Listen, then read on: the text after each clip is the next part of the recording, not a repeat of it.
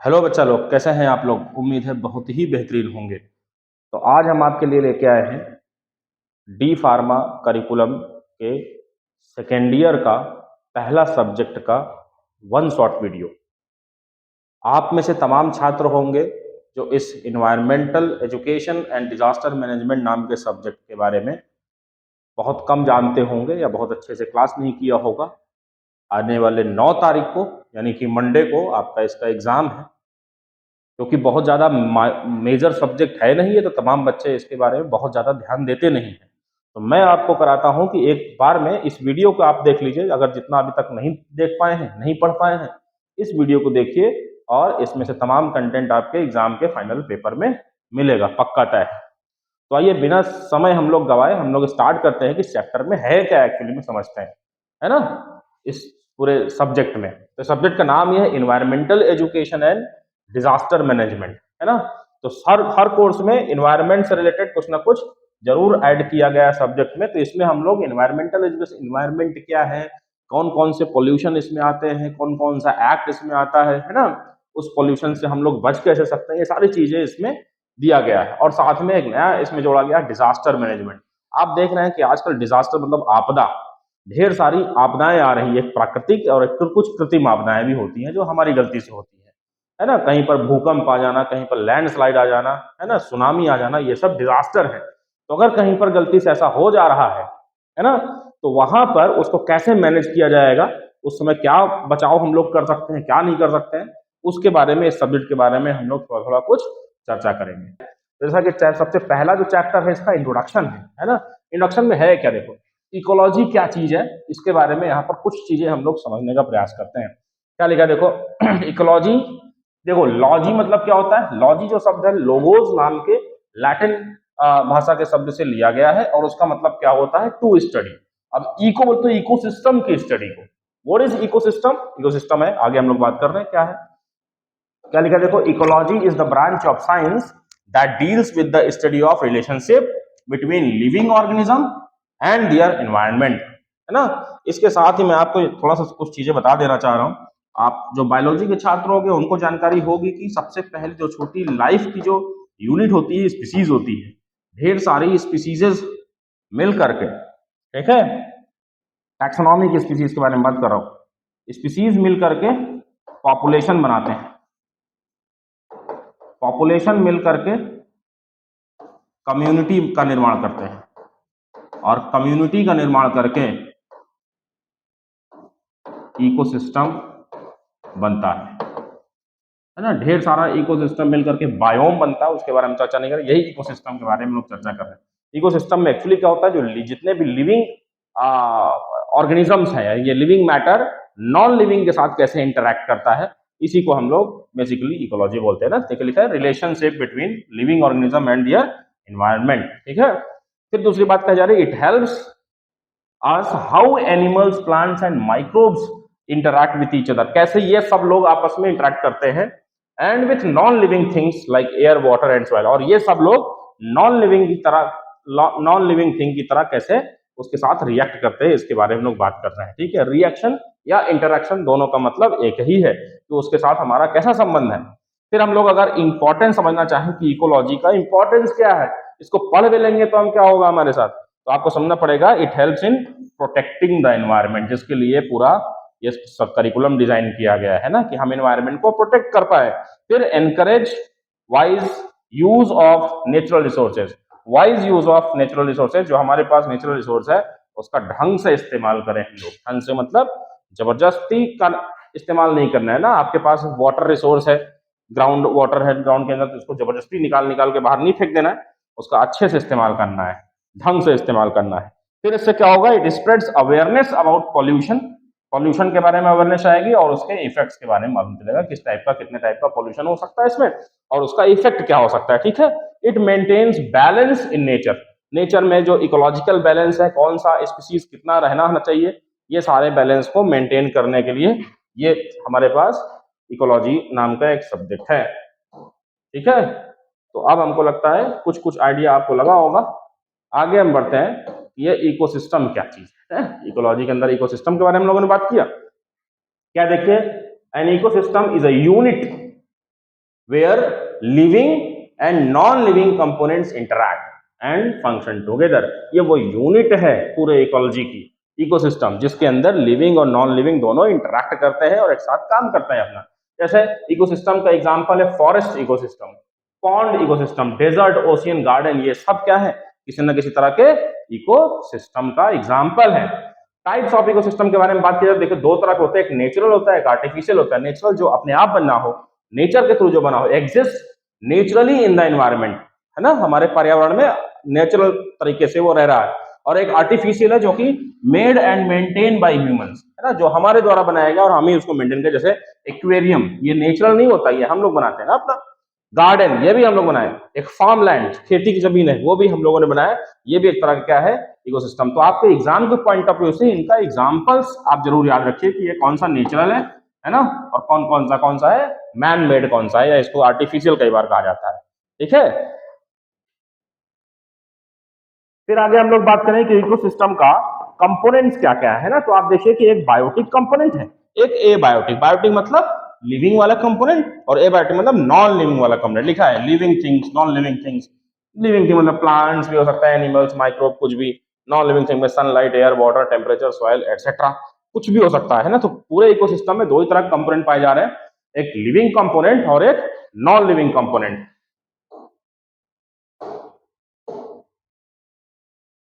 आगे हम लोग बात करें तो फंक्शंस ऑफ इकोसिस्टम, इकोसिस्टम का काम क्या है समझने में। तो सबसे पहली बात है कि flow of energy through food chains and food web. Food chain के बारे में आपने बचपन से पढ़ा होगा, है ना। कोई ग्रीन प्लांट है ना, इसको कोई टिड्डा खाता है, ग्रास होपर, है ना, और इस ग्रास होपर को कौन खाएगा, मान लेते हैं इस ग्रास होपर को मेढक खाता है, फ्रॉग, और इस फ्रॉग को कौन खाता है, मान लीजिए स्नेक खाता है, और स्नेक को ईगल या हॉक, चील वगैरह खा लेते हैं इसको, है ना। तो ये एक तरह का क्या हो गया, ये एक फूड चेन हो गया जिसके बारे में बात कर रहे हैं। और ढेर सारी फूड चेन जब आपस में इंटरेक्ट करती है जिसको फूड वेब कहा जाता है। ढेर सारी फूड चेन, जैसे एक फूड चेन ये है ना। अब यही ग्रीन प्लांट्स है मान लीजिए, ठीक है, और इसको बकरी खा गई, गोट, ठीक है, गोट को लॉयन खा गया, कोई भी कार्निवोरस खा लिया, तो ये भी एक छोटी सी क्या हो गई, एक तो फूड चेन हो गई। फिर एक कोई फूड चेन आएगा जहां पर ग्रीन प्लांट्स को, ये ग्रीन प्लांट्स को कौन खाएगा, ये ग्रास होपर खा लेगा, है ना। तो ये दोनों चेन आपस में क्या हो गई, लिंक हो गई। फिर ग्रास होपर को फ्रॉग, स्नेक, ईगल, इस तरह चलता रहेगा system.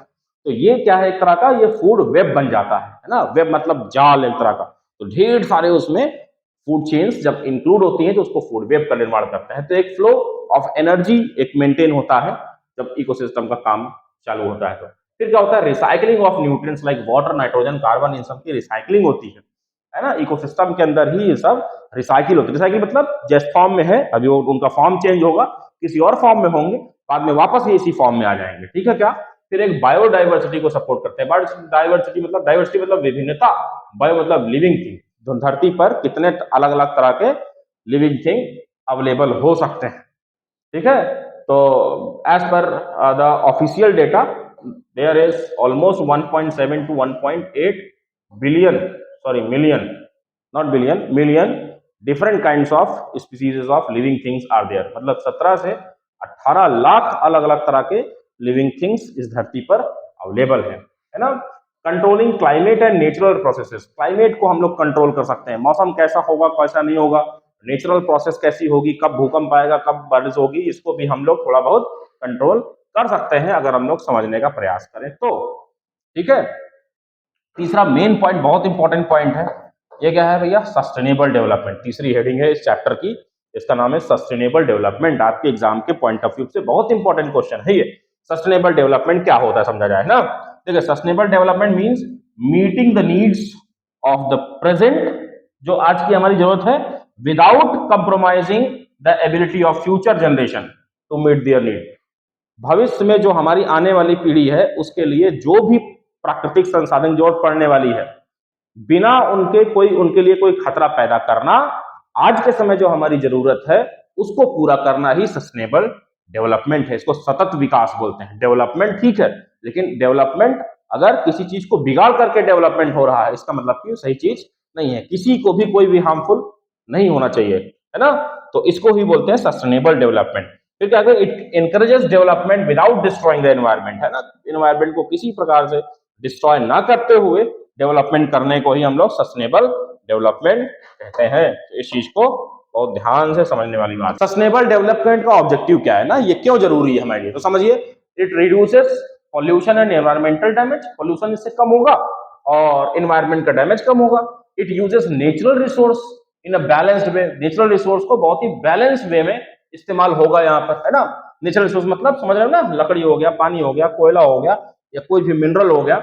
It promotes eco friendly and renewable technologies, है ना। इसमें क्या होगा जो इको फ्रेंडली मतलब समझ रहे हो, बिना एनवायरमेंट को हार्म किए हुए, और ऐसी टेक्नोलॉजीज का इस्तेमाल किया जाएगा जिसके थ्रू वेस्ट का प्रोडक्शन कम से कम हो, जिससे कि हम उसको बार बार रिन्यू किया जा सके। It improve quality of life for all without harming nature, nature को बिना गड़बड़ किए हुए क्वालिटी ऑफ लाइफ को इंप्रूव करना। अब ये क्वालिटी ऑफ लाइफ क्या है, बहुत बृहद टॉपिक है, इसके बारे में फिर कभी चर्चा किया जाए। क्वालिटी ऑफ लाइफ मतलब सुकून वाली जिंदगी जिसको हम लोग बोलते हैं ना। पैसा कितना भी कमा लीजिए, कुछ भी कर लीजिए, लेकिन सुकून वाला जीवन बहुत ही मुश्किल से मिलता है। तो इसलिए सुकून वाला जीवन जीना हो भैया तो सस्टेनेबल डेवलपमेंट की तरफ आगे बढ़िए। एग्जाम्पल्स के बारे में बात की जाए तो जैसे सस्टेनेबल डेवलपमेंट का एग्जाम्पल क्या हो सकता है, यूजिंग सोलर या फिर wind energy instead of coal. कोयला आप जलाएंगे, पॉल्यूशन होगा, है ना, नेचुरल रिसोर्स भी खूब खत्म होगा। अभी आपको मालूम है कि सोलर एनर्जी तो बहुत ज्यादा आपके पास जबरदस्त तरीके से, विंड एनर्जी मतलब पवन चक्की वगैरह जो चलती है जहां से इलेक्ट्रिसिटी पैदा की जाती है, तो इन दोनों की तरफ से इलेक्ट्रिसिटी अगर हम लोग पैदा करके इस्तेमाल करेंगे तो इसका क्या होगा, रिसाइकलिंग भी एक तरह से हो रही है। और ये जो फर्जी का ग्लोबल वार्मिंग बढ़ा रहे थे, ग्लोबल वार्मिंग क्या है आगे हम लोग चर्चा कर रहे हैं, वो भी थोड़ा कंट्रोल होगा। जो टेम्परेचर लगातार बढ़ता चला जा रहा है ना, अभी देखिए हम लोग इतना एसी चल रही है हमारे यहाँ इस रूम में, लेकिन फिर भी पसीना पे पसीना एकदम निकल रहा है। तो it is due to the global warming actually. और ग्लोबल वार्मिंग के लिए बहुत चीजें जिम्मेदार है, आगे हम लोग हमारे सिलेबस में भी आगे हम लोग चर्चा करेंगे। रेन वाटर हार्वेस्टिंग भी एक टेक्निक है सस्टेनेबल डेवलपमेंट का, जो पानी से बारिश का पानी जो हमारे पास आ रहा है उसको किसी भी तरह से इकट्ठा किया जाए और उसको रीयूज किया जाए। जो फर्जी वाले काम है हमारे यहाँ, गाड़ी धोना, है ना, कपड़े धुलना, भैंस को नहलाना, ये सारा काम हम लोग उस रेन वाटर से किया जा सकता है। जरूरी नहीं कि आपके यहाँ अगर सबमर्सिबल वाला टुल्लू वाला अंदर जमीन के अंदर बोर हुआ है तो आप उसको बटन दबा दीजिए, मोटर से पानी निकल रहा है, खूब बड़ा सा इतना मोटा सा पाइप 4 इंची पाइप से आप हर जगह धुल रहे हैं दबा, उतना पानी वेस्ट मत करिए, ठीक है। तो उसके लिए रेन वाटर हार्वेस्टिंग एक टेक्निक है जिसके थ्रू हम लोग रेन वाटर को इकट्ठा करते हैं, उसको फिल्टर करते हैं और उसको मिसलेनियस काम के लिए उसका हम लोग इस्तेमाल कर सकते हैं। फिर एक हम लोग एग्जाम्पल का क्या है, इसका हो सकता है ट्री प्लांटेशन, पौधा लगाना भैया। अभी 5 तारीख को 5 जून को वर्ल्ड एनवायरनमेंट डे था, तो उस समय बहुत लोगों ने पेड़ लगाया, ठीक है। ये लोग भी देखो पेड़ ही लगा रहे हैं ये लोग, ठीक है। पेड़ लगाना और पेड़ लगाते समय फोटो खिंचाना, दोनों में अंतर होता है। तो पेड़ फोटो खिंचाने के लिए मत लगाइए भाई, पेड़ लगाने के लिए लगाइए, तब जाकर के असली धरती की रक्षा होगी। अगर आप धरती के असली रक्षक हैं तो दिखावाबाजी में दुनिया चल रही है, आप भी चलते रहिए। वेस्ट रिसाइकलिंग एंड रीयूजिंग, जो भी वेस्ट प्रोडक्शन हो रहा है इसको रिसाइकिल करना, जितना भी वेस्ट आ रहा है उसको कोशिश होगी तो फिर से अगर कहीं इस्तेमाल हो जाए तो अच्छी बात है, और उसको रीयूज किया जा सके, है ना। ये सारी चीजें, ये रिसाइकलिंग का एक तो सिंबल होता है, ये चीज ध्यान देने वाली बात है। ये सोलर एनर्जी के बारे में बता रही है, प्लांटेशन है ना, ये विंड एनर्जी का इस्तेमाल करने के बारे में बात की जा रही है ना। ये रेन वाटर हार्वेस्टिंग का सिंबल है, हल्का सा दिखाया गया है आपको समझने के लिए कि चीजें क्या है, आप इसको इजिली समझ पाए, ठीक है क्या। तो सस्टेनेबल डेवलपमेंट ये था। आगे हम लोग बात कर रहे हैं रिसोर्सेस क्या है, संसाधन जिसको बोलते हैं, है ना। अब ये 2 तरह के हो सकते हैं, देखो, एक रिन्यूएबल रिसोर्स हो सकता है, एक नॉन रिन्यूएबल। रीन्यूएबल मतलब री मतलब फिर से, न्यूएबल मतलब नया किया जा सके, जिसको फिर से नई तरीके से इस्तेमाल किया जा सके, वो रिन्यूएबल रिसोर्स होगा। और जिसको एक बार इस्तेमाल करने के बाद दोबारा ना इस्तेमाल किया जाए उसको नॉन रिन्यूएबल कहा जाएगा, ठीक है। लिखा है natural resources are materials provided by nature. Natural resource जो है वो संसाधन है जो नेचर हमको देता है, that are useful to humans for survival and development, जिंदा रहने के लिए और लगातार विकास करते रहने के लिए ये संसाधन ही हमारे लिए जरूरी है। अगर हम इन संसाधनों के बारे में बात करें तो इसके 2 तरह के होते हैं, एक रिन्यूएबल रिसोर्स के बारे में बात करते हैं, एक नॉन रिन्यूएबल के बारे में बात करते हैं। रिन्यूएबल क्या होता है, it can be naturally replenished, है ना, वो प्राकृतिक रूप से वो धीरे धीरे धीरे धीरे क्या होगा, वो फिर से ऑटोमेटिकली मेकअप हो जाएगा। जैसे अनलिमिटेड इफ यूज वाइजली, अगर इसको सावधानी से इस्तेमाल किया गया तो ये कभी भी खत्म नहीं होगा। पहले के समय में कुआं हुआ करता था, कुआं अगर आप ध्यान दें तो उस कुएं में क्या होता था कि पानी होता था। बचपना में हम लोगों को याद है कि पानी की में कुएं से पानी निकालने के लिए बहुत छोटी रस्सी का इस्तेमाल किया जाता था, मैक्सिमम 8 फीट 10 फीट के आसपास। लेकिन धीरे धीरे धीरे धीरे क्या हुआ, लोगों ने वाइसली इस्तेमाल नहीं किया और वो वाटर लेवल उसका नीचे चला जाता रहा। ठीक है, हमारा एक नानी का घर है एमपी में, तो वहां पर एक बहुत बड़ा कुआं था, तो मैं वहां देखता था और बचपन में एक बार गया था तो मैं रोज देखता था कि उन लोग खेती करने के लिए उसमें एक पंप सेट लगा रखते थे और हर रोज उसमें क्या होता था कि उसका पानी ऑलमोस्ट खत्म हो जाता था। ऊपर से देखते थे हम लोग तो दिखता था कि हाँ उसका पूरा पानी लगभग खत्म हो चुका है, लेकिन जब सुबह उठते तो लगभग मुझे नीचे से अंदाजा था कि लगभग 5 फीट 6 फीट पानी उसमें फिर से भर जाता था। ये है रिन्यूएबल रिसोर्स वाटर, क्योंकि कुआं आपने खुदा दिया तो उसमें कहीं पर ऐसा सोर्स होगा जो धीरे धीरे धीरे धीरे फिर से मेंटेन हो जाएगा और आज तक उस कुएं में पानी है, इसका मतलब कि वो खत्म नहीं हुआ है। समझ में आ रहा है क्या? तो अब ये चीजें क्या है, देखिए लिखा है ना, it can be naturally replenish, वापस फिर से वो प्राकृतिक प्राकृतिक रूप से वो वापस फिर से आ जाएगा। और अगर इसको सही से ढंग से इस्तेमाल किया गया तो ये अनलिमिटेड सोर्स है, निकाल लीजिए पानी जितना निकालना होगा ढंग से इस्तेमाल किया गया तो। नॉन रिन्यूएबल रिसोर्सेज क्या हो, it cannot be replenished once finished, एक बार अगर ये खत्म हो गया दोबारा कभी भी मिलने वाला नहीं है, इसलिए जरूरी है कि इसका ढंग से इस्तेमाल किया जाए। It take millions of years to form, और इसको बनने के लिए क्या लगता है, लाखों करोड़ों साल लगता है। जैसे पेट्रोलियम है ना, आज के समय में पेट्रोल बहुत ज्यादा महंगा हो रहा है हमारे यहाँ, ठीक है, हर जगह लगभग, तो उसका रीजन यही है क्योंकि डिमांड बढ़ती जा रही है और वो पेट्रोल जो है एक्चुअली वो it is a kind of non renewable resources, जो अगर एक बार खत्म हो गया दोबारा नहीं मिलेगा। इसलिए जितना कम होता जाएगा, जितना ज्यादा कंपनियां निकाल निकाल के जमीन के अंदर से आपको देती रहेंगी, उतना ज्यादा ये महंगा होता चला जाएगा। इसको कोई भी सरकार आ जाए इसको सस्ता नहीं कर पाएंगे, ठीक है क्या? अगर ये बनता भी है, क्योंकि क्योंकि ढेर सारा साल लग जाता है, इसमें लाखों साल लग जाते हैं इसको रिप्लेनिश होने में। जैसे कोल, पेट्रोलियम, नेचुरल गैस, मिनरल्स, ये सब बहुत समय लग जाते हैं इन सबको प्राप्त करने के लिए, इसीलिए ये क्या है, नॉन रिन्यूएबल रिसोर्सेज है। तो एक छोटा सा क्वेश्चन आपके एग्जाम में बनेगा कि renewable and non renewable resources क्या होते हैं, इनमें क्या अंतर है और इनका उदाहरण क्या है, तो ये चीजें आप बता सकते हैं, ठीक है क्या? अब हम लोग रिन्यूएबल रिसोर्स समझ में आ गया कि कितना इंपॉर्टेंट है, तो इसकी जरूरत क्या है, what is need for resource conservation, इसको कंजर्व करने का, इसको बचाने की जरूरत क्या है, क्यों बचाने की जरूरत है, टू अवॉइड फ्यूचर स्कैर्सिटी, भविष्य में इसकी बाहरी कमी ना पड़ जाए जिसकी वजह से तमाम चीजें और डिस्टर्ब हो जाए, इसलिए इसको अवॉइड करने की जरूरत है, इसलिए नेचुरल रिसोर्सेज को कंजर्व करने की जरूरत है। टू प्रिवेंट इन्वायरमेंटल डिग्रेडेशन, वातावरण खराब ना हो, वो धीरे धीरे धीरे डिग्रेड ना हो, उसकी क्वालिटी ना गिरती जाए, इसलिए इंपॉर्टेंट है। फिर और रिसोर्स कंजर्वेशन की जरूरत कहां पड़ रही है, टू प्रमोट सस्टेनेबल यूज, ना लगातार सतत इसका इस्तेमाल किया जाए, इसलिए जरूरी है कि इसको कंजर्व किया जाए। To ensure availability for future generation, आने वाली पीढ़ियों को भी मिले पेट्रोल या फिर दूसरे रिसोर्सेज, इसलिए भी जरूरी है कि इसको कंजर्व किया जाए। तो नेचुरल रिसोर्सेज और उनके कंजर्वेशन के बारे में अभी तक आपने जाना। अब मोस्ट इंपॉर्टेंट क्वेश्चन जो इस चैप्टर में और एक जो पूछा जाने वाला है वो ग्लोबल वार्मिंग है, ठीक है। अभी हम किसी भी ऑफिस में जाते हैं तो आमतौर पर वहां एक तो ऐसा ग्लोब हमको रखा हुआ दिखाई पड़ता है ना, ऐसा ग्लोब जिसमें धरती लगी फंसी होती है, ऐसा है ना, उसको घुमा करके समझाने के लिए इस्तेमाल होता है। इसको बोलते हैं ग्लोब, मतलब ग्लोब मतलब समझ रहे हैं ना, पूरी दुनिया, संसार, है ना। और ग्लोबल का मतलब क्या है, दुनिया का या संसार का। वार्म, वार्मिंग जो शब्द आया है वार्म से आया, वह मतलब गर्म होना, और आईएनजी मतलब होते रहना, आईएनजी मतलब कंटिन्यूअस फॉर्म बना देते हैं ना उसको, वार्म मतलब गर्म और वार्मिंग मतलब गर्म होना। तो ग्लोबल वार्मिंग मतलब क्या हो गया, पूरी धरती का टेम्परेचर बढ़ना, तो ग्लोबल वार्मिंग है। ये क्या है, it is the increase in earth average surface temperature due to excess greenhouse gases in the atmosphere.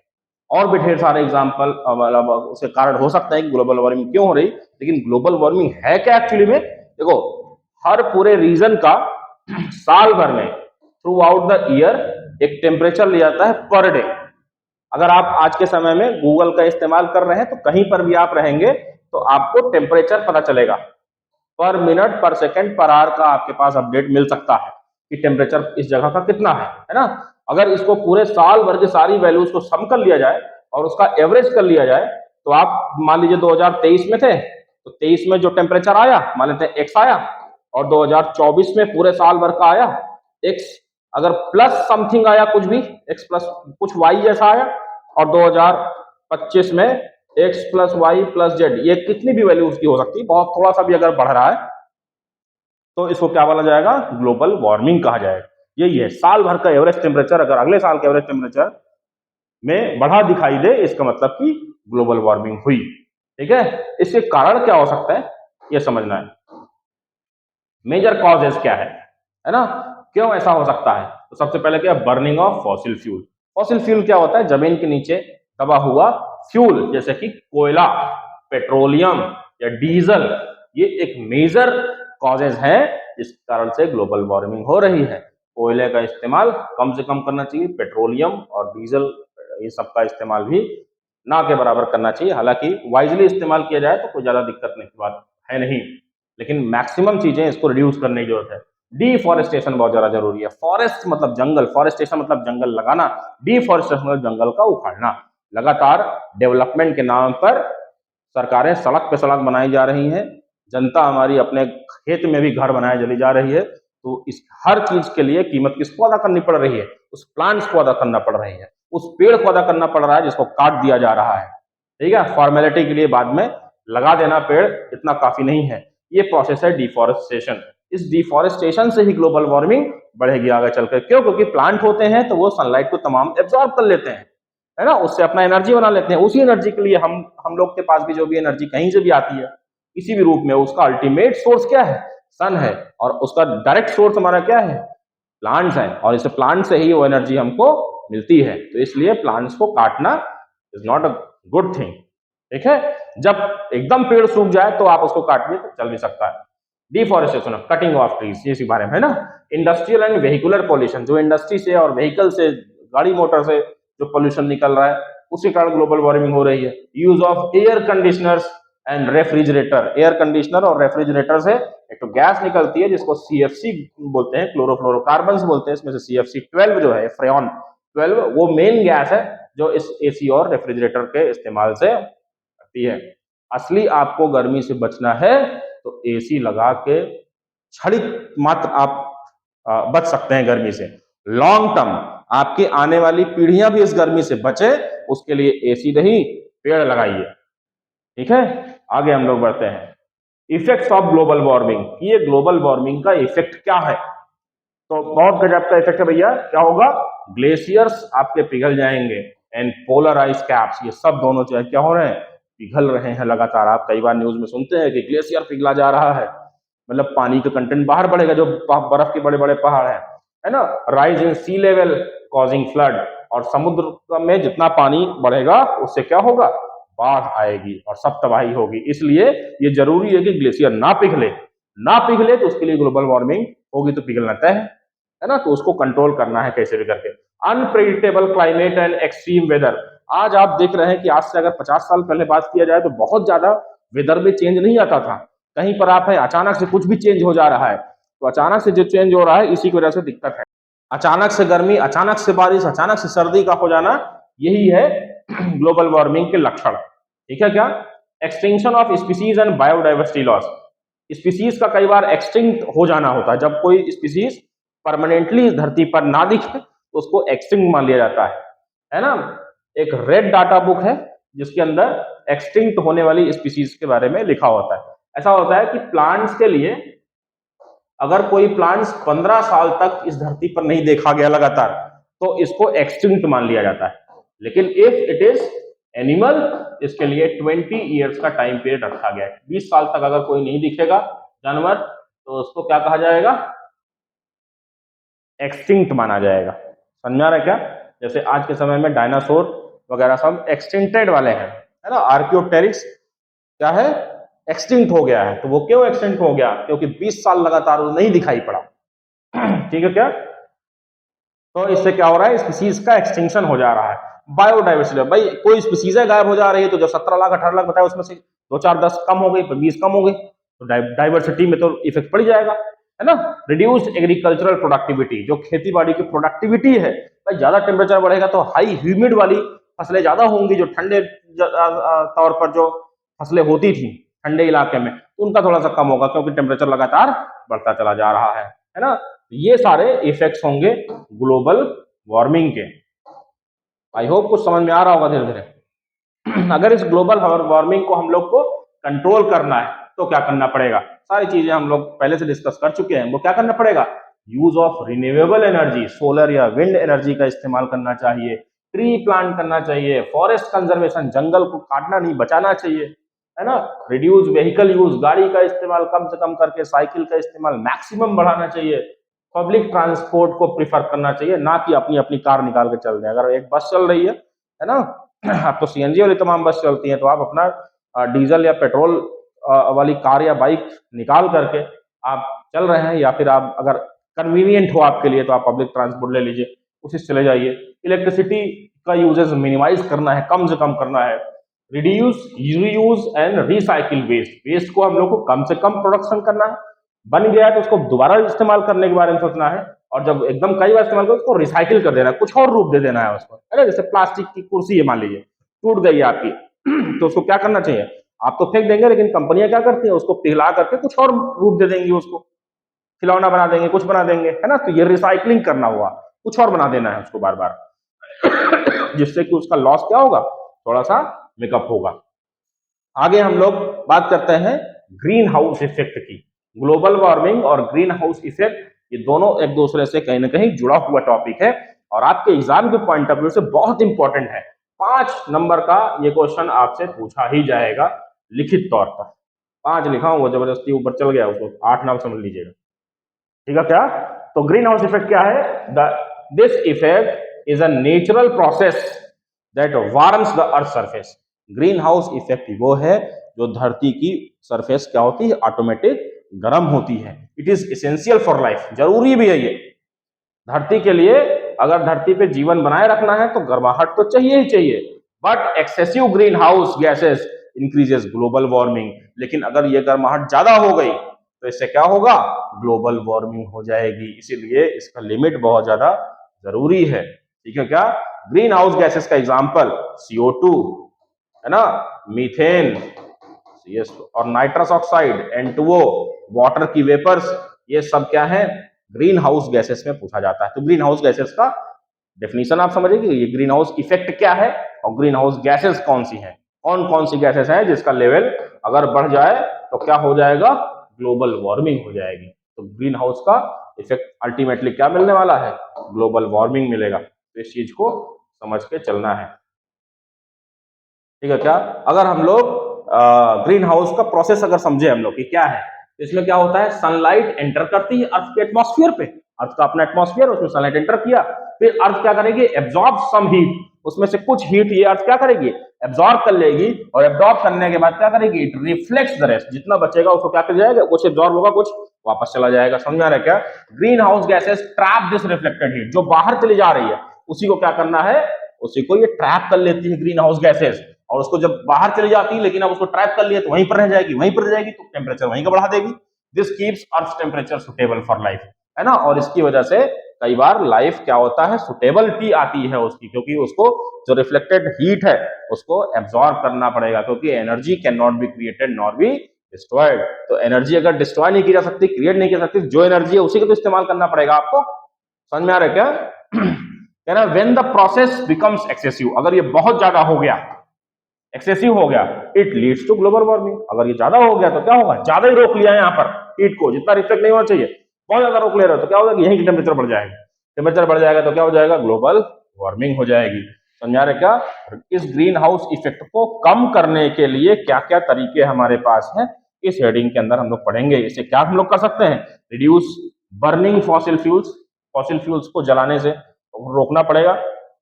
Sorry, fossil fuel मतलब क्या, कोयला, पेट्रोल, डीजल, ये सब चीजें, है ना। यूज इको फ्रेंडली टेक्नोलॉजी, जिससे किसी को कोई रेडिएशन ना हो, कुछ ना हो, ऐसी टाइप की टेक्नोलॉजी का इस्तेमाल करना चाहिए।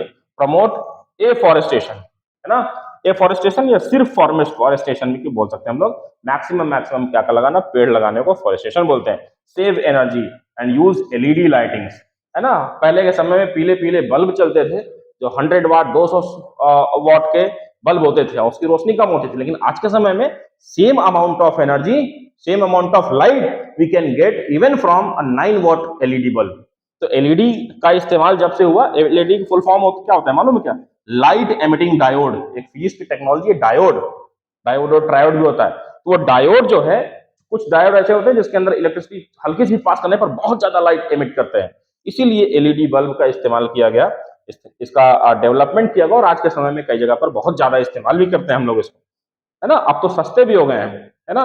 ये देखिए एक बल्ब यहाँ ये बल्ब है बनाया गया, लेकिन ये एलईडी नहीं है, पुराना वाला है, ठीक है, इसका इस्तेमाल नहीं करना चाहिए, ठीक है। हमारे एडिटर भैया इसकी जगह पर आप एलईडी वाला बल्ब भी इस्तेमाल कर सकते थे, आप चाहते थे, ठीक है क्या। तो ये वो तरीके हैं भैया जिसके थ्रू हम लोग ग्रीन हाउस इफेक्ट को क्या कर सकते हैं, थोड़ा कम कर सकते हैं।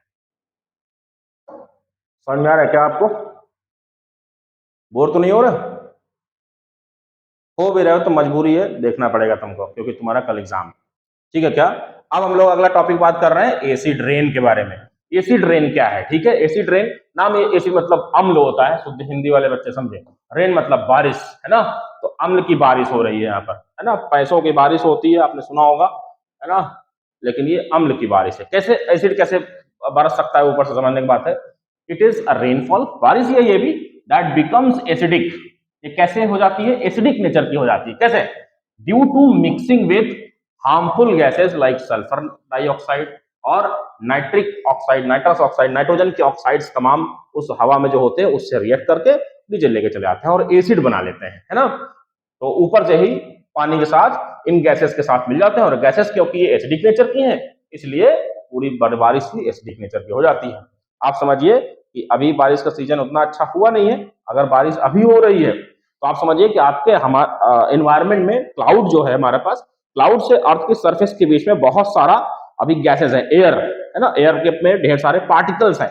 जब भी कभी बारिश होगी, पहली वाली बारिश आमतौर पर, तो ये एयर के ढेर सारे पार्टिकल्स को अपने आप में चिपकाते हुए, वो हार्मफुल हो चाहे जैसे भी हो, उसको चिपकाते हुए नीचे लाएगी। इसीलिए तमाम बुजुर्ग लोग मना करते थे हम लोगों को कि पहली बारिश में कभी बाहर नहीं भीगना चाहिए। अगर 2-4 बार बारिश हो चुकी है आपके एरिया में, इसके बाद हम घूमेंगे नहाएंगे बारिश में, तो उसका आनंद अलग है। लेकिन पहली बार अगर आप पहली बारिश में आनंद लेने के बारे में सोचेंगे तो ये मजा ही आपके लिए सजा बन सकता है। इसलिए एसी ड्रेन को समझिए भाई। इसका कॉज क्या होता है? बर्निंग ऑफ कोल, जो कोयला वोयला जला रहे हैं आप, यही है ना। पेट्रोलियम, डीजल, पेट्रोल खूब इस्तेमाल करिए, और जब बारिश में आए पहली बार नहाइए उसमें, तब क्या सजा मिलेगा आपको, मजा आएगा। Smoke and gases from factories, है ना, तमाम फैक्ट्रीज हैं जिसमें से ढेर सारा धुआं निकल रहा है, गैसेस निकल रही हैं, ये सब भी एसिड रिकॉर्ड है। व्हीकल एमिशन तो बहुत ज्यादा जबरदस्त है ना, गाड़ियों से धुआं निकल रहा है, तो उसको देखना चाहिए, ठीक है। इस मंच से सरकार से भी हमारी अपील है कि जितनी भी गाड़ियों का पोल्यूशन 50 रुपये में बन जा रहा है हर जगह पर, इसकी जगह पर उस गाड़ी का सच में पोल्यूशन चेक करके अगर सर्टिफिकेट दिया जाए तो अच्छी बात है, ठीक है। आगे बढ़ते हैं हम लोग। इस एसिड रेन का इफेक्ट क्या है, ठीक है। इट हार्म्स ट्रीज, पौधों को नुकसान करेगी। क्रॉस एंड प्लांट्स, है ना, ट्रीज और क्रॉस और प्लांट्स। ये क्रॉस क्या है? कुछ भी जो ट्रीज और प्लांट्स के बीच के कुछ बात आते हैं प्लांट्स यहाँ पर। अच्छा, ट्रीज भी लिखा है, प्लांट्स भी लिखा है, और समझिए प्लांट्स का मतलब यहाँ पर, अच्छा हमारे एडिटर भाई साहब थोड़ा सा, क्योंकि बायोलॉजी बैकग्राउंड से शायद है नहीं है तो इनको जानकारी नहीं है। एक्चुअली में एरिस्टोटल नाम के जो साइंटिस्ट, इन्होंने प्लांट्स को ही 3 कैटेगरी में बांटा है ना।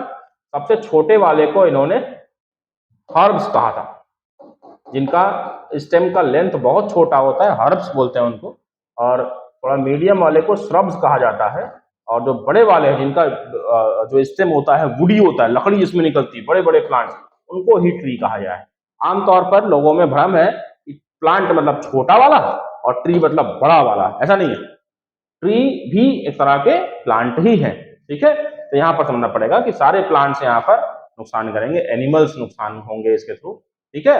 And it makes soil and water acidic, affects, है ना। इससे क्या होगा, मिट्टी और पानी क्या होगा, एसिडिक नेचर का हो जाएगा, जिससे क्या होगा, which affects fish and aquatic life, मछलियां और पानी में रहने वाला सारा जीवन क्या होगा, बर्बाद होगा। इसलिए एसिड रेन को हम लोग जितना रिड्यूस कर पाएंगे उतना सही रहेगा। It damages historical moments. Taj Mahal के बारे में आपको जानकारी है यहाँ पर कि कब इस पे होती है, तो इसका जो मार्बल बना हुआ है एसिड पड़ने की वजह से हल्का सा पीलापन इसमें आ जा रहा है। अगर आपको पीलापन इसमें है हल्का, आपको शायद कैमरा या फिर लाइटिंग की वजह से शायद उतना क्लियर ना दिख रहा होगा, लेकिन आप पूछिएगा आगरा में कोई रहता है तो वहां पर ये जब एसिड रेन अगर गलती से हो जाए उसके ऊपर, तो उसका जो व्हाइट एकदम वाला है नेचर, धीरे धीरे वो डल हो जाता है, धीरे धीरे, हालांकि वो भी फिर से साफ हो जाता है, अलग बात है। ठीक है क्या? It irritates human skin, eyes and lungs, है ना, हमारा स्किन में दिक्कत आ सकती है, आईज में प्रॉब्लम आ जाएगी, लंग्स में समस्या हो सकती है। ये सब जो इफेक्ट्स है, वो इफेक्ट बोलिए चाहे अफेक्ट बोलिए, ये अफेक्ट्स है एक्चुअली में, नुकसान वाला है एसिड रेन का। तो एसिड रेन हमारे लिए थोड़ा खतरनाक चीज है। ठीक है क्या? प्रिवेंशन मेथड के बारे में बात करें कि एसिड रेन को हम लोग कैसे प्रिवेंट कर सकते हैं। So we can use clean and green energy. हम लोग क्लीन और ग्रीन एनर्जी की तरफ बढ़ सकते हैं, ठीक है, जिससे कि इसका इफेक्ट जो है कम से कम हो सके। कम से कम होने का मतलब, ग्रीन एनर्जी का मतलब पता है क्या? ग्रीन एनर्जी का मतलब यह है कि आप ऐसी एनर्जी का इस्तेमाल करें जिससे से एमिशन कम से कम हो, उससे निकलने वाले रेडिएशन लीस्ट एकदम से। ठीक है, we can install the filters and scrubbers in industries. जो इंडस्ट्री में हमारा धुआं निकल रहा है उसमें फिल्टर कुछ लगा सकते हैं, कुछ स्क्रबर लगा सकते हैं, जिससे कि उसको ट्रीट करके ज्यादा नुकसान वाले से कम नुकसान वाली चीजों में उसको बदला जा पाए, है ना। Use public transport to reduce pollution. Public transport का इस्तेमाल किया जाए जिससे कि पॉल्यूशन थोड़ा सा कम हो। प्लांट ट्रीज, पौधों को लगाइए जिससे कि मैक्सिमम एयर पॉल्यूटेंट्स को एब्जॉर्ब कर लेते हैं प्लांट, इसलिए प्लांट लगाने की बात है। ठीक है क्या? तो ये वो तरीके हैं जिसके थ्रू हम लोग इसको क्या कर सकते हैं, थोड़ा सा रिड्यूस कर सकते हैं। आगे हमारे पास एक नया कॉन्सेप्ट है ना, जिसको ग्रीन बिल्डिंग बोलते हैं। ग्रीन बिल्डिंग बनाने का कॉन्सेप्ट क्या है भाई? देखिए, green building are eco friendly structures designed to reduce environmental impact and conserve energy and water, है ना। ये ऐसी एक बिल्डिंग है, ऐसा बिल्डिंग मतलब बनाना, ये ऐसा एक स्ट्रक्चर है जो इको फ्रेंडली है, जहां पर नुकसान कम से कम होता है ना। जैसे आप यहां पर इमेज में देख रहे होंगे, ये एक अपार्टमेंट है जिसमें ऊपर से लेकर नीचे तक तमाम प्लांट्स इसमें लगाए गए हैं। किस तरह से लगाए गए हैं? इसी टेक्नोलॉजी को ही ग्रीन बिल्डिंग बोलते हैं हम लोग, है ना। इसका मेन फीचर क्या है? Use of solar panel. यहाँ पर सोलर पैनल का इस्तेमाल किया जाता है आमतौर पर, है ना, जिससे कि इसमें कोई भी इलेक्ट्रिसिटी का इस्तेमाल ना हो। अगर नॉर्मल जो ये इलेक्ट्रिसिटी इस्तेमाल होगी तो क्या होगा, वहां से उसके थ्रू क्या होगा, वहां पर एमिशन की प्रॉब्लम आएगी। लेकिन यहां पर जब सोलर पैनल लगाएंगे तो तमाम रेडिएशन को एब्जॉर्ब करके उससे पूरा घर का पूरा लोड चलेगा, जो इलेक्ट्रिकल अप्लायंसेस का लोड है सॉरी, रिन्यूएबल एनर्जी। हम लोग सोलर पैनल का इस्तेमाल करेंगे और रिन्यूएबल एनर्जी का इस्तेमाल करेंगे, जो ऑटोमेटिक फिर से चार्ज हो जाए, है ना। आप बैटरी है, आपने सोलर पैनल लगा करके उस बैटरी को चार्ज कर लिए, इस्तेमाल कर लिए, धूप है तो फिर से ऑटोमेटिक चार्ज हो गया, तो रिन्यू हो गई वो अचानक से। नेचुरल लाइटिंग्स और वेंटिलेशन का इस्तेमाल करना है हम लोग, है ना। अपने घरों में आमतौर पर लाइट्स, अब जरूरी नहीं है कि बल्ब लगाया जाए हर जगह पर, जहां बंद है नहीं अलग, है ना। अगर आप दिन में भी आपके घर में बल्ब जल रहा है, इसका मतलब कि सही नहीं है सिस्टम आपके यहाँ। दिन में कम से कम घर के बीच में वेंटिलेशन इतना हो कि आपके यहाँ पर्याप्त लाइट आ सके। रेन वाटर हार्वेस्टिंग सिस्टम के बारे में चर्चा करना है। Recycled and non toxic material का इस्तेमाल करना है। वेस्ट सेग्रीगेशन और रिसाइकलिंग करना है। वेस्ट सेग्रीगेशन के बारे में डिटेल में आपको जानना है तो मध्य प्रदेश में एक शहर है जो इंडिया का सबसे क्लीनेस्ट शहर में कई बार उसको दर्जा मिला हुआ है। कौन सा शहर है ये? जिसको मालूम है वो इस वीडियो को पॉज करें और कमेंट में आके बताएं, फिर वीडियो को चालू करें ईमानदारी से। जो नहीं बताने गए हैं उनको मैं आंसर बता देता हूं। इंदौर ये शहर है जिसका वेस्ट डिस्पोजल सिस्टम बहुत बढ़िया है ना। वहां पर वेस्ट को अलग अलग किया जाता है, बड़े बड़े कूड़े के पहाड़ वहां पर उसको साफ किए गए, है ना, उसको रिन्यू किया गया, कुछ और बनाया गया उससे। इसके बारे में डिटेल जानकारी आप जानकारी और कहीं से आप प्राप्त कर सकते हैं, सारा हम ही जानेंगे ऐसा जरूरी नहीं है। ग्रीन बिल्डिंग का एडवांटेज क्या है देखिए, समझिए। It reduces electricity and water bills, है ना, ये सब बिल नहीं आएगा आपके यहाँ। इंडोर एयर क्वालिटी बढ़ जाएगी, आपके घर में जो हवा है उसकी क्वालिटी जबरदस्त हो जाएगी। डिक्रीजेस कार्बन फुटप्रिंट, कार्बन जो वहां पर छूट रहा है, हम लोग जो कार्बन डाइऑक्साइड निकाल रहे हैं या फिर जहां से भी कार्बन आ रहा है, तो वो कार्बन कहीं ना कहीं प्लांट होगा तो वो एब्जॉर्ब करके खत्म कर देगा, तो कार्बन का एकदम कहानी खत्म हो जाएगी। It promotes a healthy environment, healthy environment को भी ये प्रमोट करेगा अगर बेहतरीन रहेगा तो। लॉन्ग टर्म कॉस्ट सेविंग है ये, और सस्टेनेबिलिटी को ये प्रमोट करता है। लंबे समय तक के लिए ये हमारा पैसा बचाने वाला है ना, सिर्फ थोड़ी देर के लिए नहीं। देखिए एक जबरदस्त बिल्डिंग है, चारों तरफ से कवर्ड है, लेकिन अंदर देखिए कितने बढ़िया प्लांट्स लगे हुए हैं। तो जितना यहाँ पर लोग घूम रहे हैं, जितना भी कार्बन डाइऑक्साइड प्रोड्यूस करेंगे कहीं ना कहीं ये ले लेंगे, है ना। और देखिए इसको इसको जो कवर लगाया गया साथ में, जो ग्लास का दिख रहा है, और ग्लास की वजह से इसके अंदर लाइट पेनिट्रेट करके इजिली आएगा, so that plants will absorb the light, है ना। और ये लाइट यहाँ से लेगा, कार्बन डाइऑक्साइड लोगों से लेगा, आसपास जो भी है, और ये जबरदस्त खाना बनाएगा अपना, तो सनलाइट को भी ले लेगा। देखिए ये बड़ी बड़ी बिल्डिंगों में इस तरह से किया जाता है। ये सब एग्जाम्पल है कहीं ना कहीं किसका, ग्रीन बिल्डिंग का। तो मुझे लगता है समझ में आया होगा। चैप्टर 1 यहाँ तक था, थोड़ा चैप्टर 1 थोड़ा बड़ा था। अभी हम लोग चैप्टर 2 की तरफ मूव करेंगे, ठीक है, बोर नहीं होइएगा। हाँ भैया, तो अब हमारे पास चैप्टर 2 है इस सब्जेक्ट का, environmental education and disaster management का चैप्टर 2, जिसका नाम क्या है, इसका नाम है एयर पोल्यूशन, वायु प्रदूषण।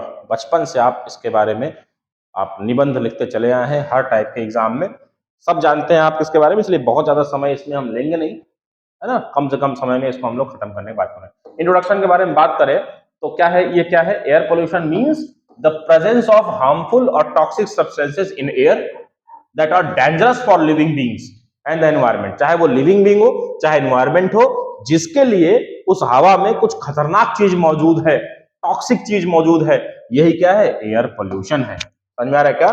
These substances are called pollutants, ये जो खतरनाक चीज उसके अंदर मौजूद है, इसको पॉल्यूटेंट कहा जाता है, प्रदूषक कहा जाता है, या प्रदूषण फैलाने वाला कहा जा सकता है। They can be gases, smoke, dust और केमिकल्स, ये कुछ भी हो सकती है, पॉल्यूटेंट्स के एग्जांपल है। वो गैस के फॉर्म में हो सकता है, वो धुएं के फॉर्म में हो सकता है, वो धूल के फॉर्म में हो सकता है, वो केमिकल के फॉर्म में हो सकता है। सोर्सेज ऑफ एयर पोल्यूशन के बारे में बात करें, इसका कहां से सोर्स मिल सकता है इसको, तो नेचुरल सोर्स है कुछ, और कुछ आर्टिफिशियल सोर्स है या ह्यूमन मेड, मैन मेड है। तो नेचुरल सोर्स क्या है, जहां से हवा खराब हो सकती है, एक वोल्केनिक इरप्शन है ना। वोल्केनोज जब फटते हैं कहीं पर, तो वहां से पूरी हवा की वहां की बदल जाती है। फॉरेस्ट फायर, जंगल में आग लग जाती है। डस्ट स्टॉर्म, धूप की आंधी बहुत गजब आती है, तो उससे वायु प्रदूषण हो जाता है। पॉलन फ्रॉम प्लांट्स, प्लांट्स के में जो पॉलन ग्रेन्स होते हैं वो कई बार हवा चलती है तो उड़ जाते हैं, जिसके कारण से पोल्यूशन कॉज कर देते हैं। सी salt from ocean spray, ocean spray के कारण सी सॉल्ट है वो कई बार इसमें आ जाता है। ओशियन स्प्रे का मतलब है कि कई बार जब ओशियंस की, समुद्र की लहरें आपस में टकराती हैं, तो बहुत सारा वो पानी ऊपर जाता है, जिसके पानी में के अंदर जो सॉल्ट है वो भी एयर के साथ मिक्सअप हो जाता है, विच मे कॉज एयर पोल्यूशन, है ना। एक आर्टिफिशियल है, एक एंथ्रोपोजेनिक सोर्स है, मतलब ह्यूमन के कारण जो एयर पोल्यूशन में पोल्यूटेंट्स मिल रहे हैं उसमें। कैसे, एक इंडस्ट्रियल एमिशन है, इंडस्ट्री से तमाम चीजें बाहर निकल रही है, धुआं और गैस, व्हीकल में पोल्यूशन निकल रहा है, फॉसिल फ्यूल को हम बर्न कर रहे हैं उससे निकल रहा है ना। कंस्ट्रक्शन एक्टिविटी हो रही है, धूल मिट्टी धुआं, है ना, बड़े बड़े पहाड़ काटे जा रहे हैं, सीमेंट बनाई जा रही है, तो उसके थ्रू भी एयर भी पोल्यूट होती है। एक यहाँ पर ये कुछ दिया हुआ है, burning of garbage and agriculture wastage, है ना। तो गार्बेज जितना भी कूड़ा आया उसको आपने जला दिया, एग्रीकल्चर वेस्ट आया उसको जला दिया। पराली, हमारे यहाँ एक दिल्ली के बगल में कौन है, हरियाणा है वो स्टेट, हरियाणा में शायद, हरियाणा या राजस्थान में, वहां पर जो धान और गेहूं से जो निकलने वाली जो नीचे का वो डंठल होता है, जिसका कोई इस्तेमाल नहीं होता, है ना, उसको पराली बोलते हैं, उसको जला दिया जाता है। तो ये सब किसी न कहीं ह्यूमन जेनिक ही है, ह्यूमन ने ही इसको बनाया। तो ये सारे सोर्सेज हैं हमारे पास, ठीक है। पोल्यूशन यहाँ से हो सकता है। अब पोल्यूशन हो गया तो उसका इफेक्ट क्या होगा, है ना। इफेक्ट, तो सबसे पहला इफेक्ट हम लोग देखते हैं कि ह्यूमन हेल्थ पर इसका क्या इफेक्ट आने वाला है, क्योंकि मेन हम लोग अपने बारे में ही सोचना है अभी फिलहाल के लिए। तो इट कॉजेज ब्रीदिंग प्रॉब्लम्स, है ना, सांस लेने में प्रॉब्लम आएगी। भाई हवा में कुछ गंदी चीज मिल रही है तो सांस लेने में प्रॉब्लम आएगी, जिससे क्या होगा, अस्थमा हो सकता है, ब्रोंकाइटिस हो सकता है। ब्रोंकाई मतलब ब्रोंकाई का इन्फ्लेमेशन, आइटिस मतलब इन्फ्लेमेशन, है ना, और ब्रोंकाई मतलब ब्रोंकाई जो ट्यूब है लंग्स तक ले जाती है पूरा, ठीक है। It increases risk of lung cancer, lung cancer बढ़ने के चांसेस है। हार्ट डिजीज बढ़ने के चांसेस इसके थ्रू है ह्यूमंस में। आंखों में एक खुजली जलन हो सकती है, सर दर्द हो सकता है, थकान लग सकती है ना। लॉन्ग टर्म एक्सपोजर, अगर लंबे समय तक एयर पोल्यूशन के आप कंट्रोल में रहेंगे तो जीवन आयु काल भी आपका कम हो जाएगा। पहले के समय में सुनने में आता है, अभी हमारे से 2 पीढ़ी 3 पीढ़ी ऊपर जाइए आप, तो बड़ी इजीली सब लोग 100 साल की उम्र पार कर ले रहे थे। आज के समय में पार नहीं कर पा रहे हैं। कहीं न कहीं उसमें एयर पोल्यूशन एक लंबा फैक्टर डाल रहा है। जितना पोल्यूशन बढ़ता जाएगा, लॉन्गिविटी बढ़ती कम होती जाएगी उतना ह्यूमंस की। इसीलिए जंगल में रहने वाले, गांव में रहने वाले लोग आज भी ज्यादा जी रहे हैं in comparison to the people who are living in urban areas. ठीक है क्या? कोरोना काल आया, हवा में ही एक वायरस फैल गया था जिसने बता दिया कि आज भी गांव में रहने वाला हर व्यक्ति सुरक्षित है लगभग। शहरों में ही ज्यादा समस्या है। क्यों? क्योंकि शहरों में ही ढेर सारी इंडस्ट्री है, ढेर सारे गाड़ियां लोग चला रहे हैं, ढेर सारा पॉल्यूशन है। पॉल्यूशन है तो बीमारी है। समझ में आ रहा है क्या? जितनी भी डेथ हुई थी अनफॉर्चुनेटली वो शहरों में ज्यादा हुई in comparison to villages during कोविड-19 पीरियड, है ना। तो इसलिए समझना जरूरी है कि ह्यूमन हेल्थ में एयर पोल्यूशन का इफेक्ट क्या हो सकता है। अच्छा, प्लांट स्पेस का इफेक्ट क्या पड़ सकता है? ये कुछ फोटो बनाए गए, अस्थमा ये पंप लिया है, ये रेस्पिरोमीटर बोलते हैं, इससे रेस्पिरेटरी कैपेसिटी चेक होती है ना कि कितना बढ़िया आपका लंग्स है कि नहीं। प्लांट्स में अगर हम लोग इस इफेक्ट देखें तो डैमेजेस लीव्स, पत्तियों को खराब कर देते हैं air pollution, and shows down photosynthesis, और स्लोज डाउन, यहाँ पर सोच नहीं स्लोज डाउन, है ना। फोटोसिंथेसिस की रोड को क्या करते हैं? कम कर देंगे। फोटोसिंथेसिस कम हो जाएगा तो इनके पर्याप्त खाना नहीं बना पाएंगे, खाना नहीं बना पाएंगे तो मरने लगेंगे। खाना इनका बनाना हमारे लिए फायदेमंद है क्योंकि ये खाना बनाएंगे तो ढेर सारा CO2 भी इस्तेमाल कर ले जाएंगे, और अल्टीमेटली जो खाना बनाएंगे वो हमें लोग को तो मिल रहा है कहीं ना कहीं। समझ में आ रहा है क्या? रिड्यूसेस क्रॉप प्रोडक्टिविटी, फसल है कोई है तो ज्यादा प्रदूषण होगा तो उसकी प्रोडक्टिविटी कम हो जाएगी, पैदावार कम हो जाएगी। प्रोडक्टिविटी मतलब acid rain damages forest and plant life. Acid rain होगा, है ना, एयर पोल्यूशन ज्यादा होगा तो जो पानी बरसेगा उसमें एसिडिक गैसेस मिक्सर होंगी और वो एसिड रेन के रूप में नीचे निकलेगा। नीचे आएगा तो जंगल को खराब करेगा और प्लांट्स को खराब करेगा। ऐतिहासिक मॉन्यूमेंट्स, ताजमहल जैसी चीजों को भी ये खराब करेंगे। कहीं ना कहीं एयर पोल्यूशन उसके लिए जिम्मेदार है। एनिमल्स में तो कि भाई साहब जनरली हम लोग समझते हैं कि ह्यूमन हमारा एनिमल नहीं है, इसलिए तीसरी हेडिंग बनाई गई है। आमतौर पर एनिमल्स इंक्लूडिंग ह्यूमन बींग्स कहा जा सकता था, कोई बात नहीं। तो एनिमल्स में क्या होता है? लंग्स में और रिस्पिरेटरी सिस्टम में समस्या, वही चीज है। हम लोग भी एनिमल ही हैं ना। पॉइजनस गैसेस में कॉजेस डेथ और डिजीज, ज्यादा खतरनाक गैस होगी तो जान भी जा सकती है। Polluted air affects water and grassland which animals depend on. Animal मतलब जानवर, हम लोग समझ रहे हैं, है ना। तो जो पानी पोल्यूटेड गिर रहा है नीचे, वही पानी में नहाएंगे पिएंगे ये लोग तो ज्यादा बीमार पड़ने के चांसेस। तो these are the effects of air pollution. हम लोग बात कर रहे हैं कि इसका इकोनॉमी पर क्या इफेक्ट पड़ने वाला है, क्योंकि सिलेबस में ये भी है हमारे, है ना। ह्यूमन में क्या होगा, प्लांट में क्या होगा, अदर देन ह्यूमन वाले एनिमल्स में क्या होगा, और इकोनॉमी में क्या होगा, है ना। हमारी जेब पर क्या फर्क पड़ेगा एयर पोल्यूशन का, इसके बारे में समझना है। It increases health care cost. आपके परिवार का जो एक हेल्थ केयर पर खर्चा होने वाला बजट है वो क्या हो जाएगा? बढ़ जाएगा। एयर पोल्यूशन ज्यादा होगा तो due to pollution related diseases, है ना, ढेर सारी बीमारियां अननेसेसरी होंगी और अननेसेसरी डॉक्टर्स आपके पास पैसा जाएगा। इट डैमेजेस बिल्डिंग, बिल्डिंग खराब हो सकती है, व्हीकल खराब हो सकते हैं, एंड मोन्यूमेंट्स खराब हो सकते हैं। ढेर सारी बड़ी बड़ी बिल्डिंगें गड़बड़ हो सकती हैं। एग्रीकल्चरल आउटपुट कम हो जाएगा और फिशर रिसोर्सेस कम हो जाएगा, है ना। ज्यादा अगर एसिड रेन होगा तो उस तालाब में, उस नदी में मछलियां कम होंगी। जब मछलियां कम होंगी, जो फिशर हैं, है ना, मछुआरे जो हैं, इनकी आमदनी कम हो जाएगी क्योंकि इनकी पूरी पूरी डिपेंडेंसी उसी मछली पर है ना, जिसको वो पकड़ते हैं और बेचते हैं और पैसा कमाते हैं। पूरी धरती में सबसे ज्यादा खाए जाने वाला नॉनवेज के रूप में मछली ही है। और सोचिए कि पूरा इकोनॉमी पूरा तमाम देशों की इसी पर बेस्ड है, खास करके उन देशों पर जो देश इस समुद्र के किनारे लगे हुए हैं, है ना। सिर्फ सब कुछ मछली पर ही डिपेंड कर रहे हैं वहां का। टूरिज्म इससे गड़बड़ हो जाएगा due to poor air quality. बहुत खराब हवा रहेगी तो लोग वहां घूमने नहीं आएंगे, घूमने नहीं आएंगे तो लोग पैसा नहीं कमाएंगे, है ना। तो टूरिज्म भी बहुत ज्यादा इंपॉर्टेंट है। तो ये तो सारा इफेक्ट हो गया है ना कि ये क्या क्या नुकसान हो रहा है, 4 चीजों में हम लोगों ने इफेक्ट देखा। अब हम लोग बात करने जा रहे हैं कि इसको कंट्रोल कैसे किया जाए। इफेक्ट देख लिए, लेकिन कंट्रोल करने के बारे में तो जानकारी होनी चाहिए। तो क्या होना चाहिए, एक इंडिविजुअल या हाउस होल्ड लेवल पर इसको हम क्या कर सकते हैं ये समझना है। तो हम क्या कर सकते हैं, यूज ऑफ पब्लिक ट्रांसपोर्ट कर सकते हैं, है ना, कार पूलिंग कर सकते हैं। कार पूलिंग अभी छोटे शहरों में तो नहीं, बड़े शहरों में है ना। आपने टैक्सी लिया, आप अकेले जा रहे हैं, किसी और को आपने टैक्सी करा लिया, आपने कॉन्ट्री कर लिया उसे पैसे, इसको कार पूलिंग बोलते हैं, है ना। एक साथ बैठ लेना कहीं पर, सीएनजी वाला इस्तेमाल करना है, इलेक्ट्रिक व्हीकल इस्तेमाल करना है, गार्बेज को जलाना और प्लास्टिक को जलाने से बचना है, थोड़ा सा पौधे लगाना है जबरदस्त तरीके से, है ना। और ग्रीनरी को मेंटेन करना है, आपके आसपास जितना भी एनवायरनमेंट है नेचुरल तरीके से वो मैक्सिमम ग्रीन हो, ऐसा प्रयास करना चाहिए वो। इंडस्ट्रियल लेवल पे हम क्या कर सकते हैं, देखो, है ना, यहाँ पर देखो, ये हम लोग अपने लेवल पे कर रहे हैं ना कि सीएनजी एनजी इस्तेमाल कर सकते हैं, है ना। ये फिल्ट्रेशन का इस्तेमाल कर सकते हैं। इंडस्ट्री लेवल पे क्या है, इलेक्ट्रोस्टैटिक प्रेसिपिटेटर्स का इस्तेमाल कर सकते हैं, जिससे कि डस्ट पार्टिकल का हो निकल जाए कहीं पर। स्क्रबर और फिल्टर्स हम लोग कर सकते हैं, जिससे गार्बेज कम हो जाए, है ना। ये फिल्टर्स हैं। Shift to clean fuels like natural gas, साफ सुथरे फ्यूल्स की तरफ हम लोग जा सकते हैं। And recycling and waste treatment before, क्या लिखा हुआ,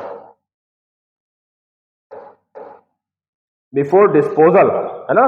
उसको डिस्पोज करने से पहले उसको रिसाइकिल किया जाए, वेस्ट का ट्रीटमेंट किया जाए। ये सारी चीजें जरूरी है हमारे लिए, ठीक है।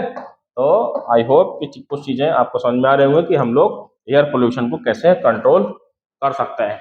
गवर्नमेंट लेवल पे इस पे क्या हो सकता है, इसके बारे में हम लोग चर्चा करते हैं। भाई सारा काम हम ही करेंगे, सरकार कुछ काम करे, एज अ पब्लिक का छोटा सा हिस्सा तो हम कर ही रहे हैं। गवर्नमेंट लेवल पे क्या हो सकता है, कुछ हो सकता है, set emission standard and monitor pollution level. कुछ कौन सी गाड़ी कितना पोल्यूशन निकालेगी, हालांकि इसका प्राविधान है, गवर्नमेंट अपना काम कर चुकी है पहले से। अब हमारी जिम्मेदारी है उसको हम कितना अच्छे से पालन करते हैं, है ना। अभी मैंने इसी बारे में एक बात कही कि आज भी आप अपने शहरों में अपने आसपास देखिए, हर गाड़ी में एक 50 रुपये का सर्टिफिकेट बनता है कहीं कहीं पर, है ना, जिसमें से आपकी ये सर्टिफाई, वो सर्टिफिकेट बनते ही तुरंत ये सर्टिफाई हो जाए कि आपके गाड़ी का जो पोल्यूशन एमिशन है वो सही है। लेकिन आज भी तमाम ऐसी मोटरसाइकिल्स या फिर कार चल रही हैं जो निहायत धुआं फेंक रहे हैं पीछे से। और आप अगर उनको लीगली आप उनके पेपर वर्क पे जाएंगे तो आप चेक करेंगे कि वो पेपर उनका सर्टिफिकेट बता रहा है कि नहीं सब कुछ सही है, जबकि ग्राउंड रिपोर्टिंग सही नहीं है। तो कहीं ना कहीं ये भी हमको गवर्नमेंट लेवल पर, प्रशासन के लेवल पर इसको शायद अगर कोई व्यवस्था बने इसकी कि ये फर्जी सर्टिफिकेट बनना बंद हो, सच में चेक किया जाए उसको, तो इस पर जवाब अच्छा होगा। Promote renewable energy like solar and wind, इसको इस्तेमाल करना है। Ban old and polluting vehicles, अभी सेंट्रल गवर्नमेंट स्क्रैप पॉलिसी लाई, जिसमें कहा जा रहा है जो पर्सनल व्हीकल है उसको 20 ईयर्स के इस्तेमाल के बाद उसको स्क्रैप कर दिया जाएगा, ऐसे मैंने सुना है, पढ़ा है ना। मैं फैक्चुअल इन सब बातों में गलत हो सकता हूँ, तो आप चेक कर लीजिएगा जरूर एक बार। और जो कॉमर्शियल व्हीकल है 15 ईयर्स के बाद उसको स्क्रैप कर दिया जाएगा, मतलब वो सड़क पर नहीं चलेगी। 15 साल अगर गाड़ी आपने कॉमर्शियली इस्तेमाल कर लिया, इसका मतलब वो स्क्रैप होना है। स्क्रैप का मतलब उसको कूड़े में कर देना एकदम से, उसको चूर चूर करा देना एकदम से ले जाकर के। आप गाड़ी ले जाएंगे, स्क्रैप का पूरा सिस्टम बना होगा, वो पूरा इस गाड़ी को आपको ले लेंगे, उसको पूरा तरीके से डिसमेंटल कर देंगे, आपको एक सर्टिफिकेट देंगे। इस सर्टिफिकेट के तहत फिर आप जब दूसरी जगह जाएंगे, कहीं पर नई गाड़ी खरीदने जाएंगे, तो उसका जितना भी कॉस्टिंग पड़ती होगी स्क्रैप का, वो पूरा आपको उसमें नई गाड़ी में छूट मिलेगी। ऐसा स्क्रैप पॉलिसी आई हुई है। Develop green zones and eco parks, green zone का इस्तेमाल करना है जबरदस्त तरीके से, और इको पार्क का इस्तेमाल करना है। इको पार्क मतलब इको फ्रेंडली, है ना, जहां पर कुछ भी फर्जी चीज ना हो, नई नई चीजें हो, ठीक है क्या। अब इसके लिए तमाम गवर्नमेंट लेवल पर जो मैं बात कर रहा हूं, तो इसमें ऑलरेडी तमाम चीजें की जा चुकी हैं, है ना। आज से कई साल पहले, कितने साल पहले, 1981 में एक एक्ट लाया जिसका नाम है एयर एक्ट, या फिर इसको air prevention and control of pollution act कहा जाता है, ठीक है। 1981 में ये एक्ट लागू हुआ। आपके एग्जाम के पॉइंट ऑफ व्यू से इंपॉर्टेंट है। ये लॉ क्या था, this was pass to control and prevent air pollution in India. India में पोल्यूशन को कंट्रोल किया जाए या प्रिवेंट किया जाए, तब तक इसका कानून बना दिया गया, ठीक है। कहने का मतलब कि आप एज अ पब्लिक अगर आप नहीं सुधरेंगे तो सरकार को स्ट्रिक्ट एक्शन लेना पड़ेगा कि आपको सुधार आ जाए, ठीक है। की फीचर्स क्या है इस एक्ट के अंदर, बेसिकली देखो, पूरा एक्ट नहीं पढ़ा रहा हूं, है ना। लेकिन मेन मेन बात इसके अंदर क्या लिखा हुआ है इसके बारे में बात करेंगे। This act gave power to central and state pollution control board to take action. किसी के खिलाफ भी कुछ भी एक्शन लेने के लिए एक central board pollution control board भी बनाया गया और एक स्टेट लेवल पर भी पोल्यूशन कंट्रोल बोर्ड है, जो जहां से ज्यादा पोल्यूशन निकल रहा है वहां पर जाकर के उस पर बैन लगाए सकते हैं या फिर उनको नोटिस कर सकते हैं, है ना, कि उसको कम से कम इस्तेमाल किया जाए। Industries need permission to release gases into air.